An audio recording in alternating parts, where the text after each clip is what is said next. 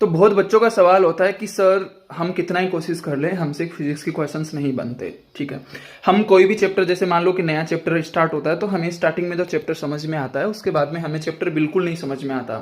तो देखो यहाँ पे आप लोगों को क्या समझने की जरूरत है कि स्टार्टिंग में वो चैप्टर आपको इसलिए समझ में आता है क्योंकि वहां पे बेसिक डेफिनेशन चलती है उस चैप्टर की। ओके, उसके बाद में असली खेल शुरू होता है जहां पे उस चैप्टर को समझने के लिए आपको पीछे के चैप्टर्स का नॉलेज होना जरूरी होता है। एंड कहीं ना कहीं आप उसमें ही पीछे रह रहे हैं कि आपको पीछे के चैप्टर के बारे में कुछ भी आइडिया नहीं है। जैसे मान लो काइनेमेटिक्स, अगर आपको काइनेमेटिक्स अच्छे से समझना है तो स्टार्टिंग में तो आपको अच्छा लगेगा, अच्छा ये 1D मोशन है, 2D मोशन होता है, 3D मोशन होता है, उसके बाद में डिस्टेंस, डिस्प्लेसमेंट, वेलोसिटी, स्पीड, ये तो हमको पता है।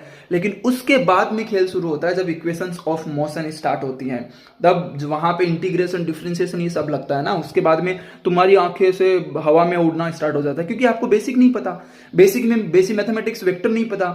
अगर ये दो चीजें आपको नहीं पता है तो आप काइनेमेटिक्स नहीं सीख सकते। आप सिंपल इसकी रिक्वायरमेंट समझिए।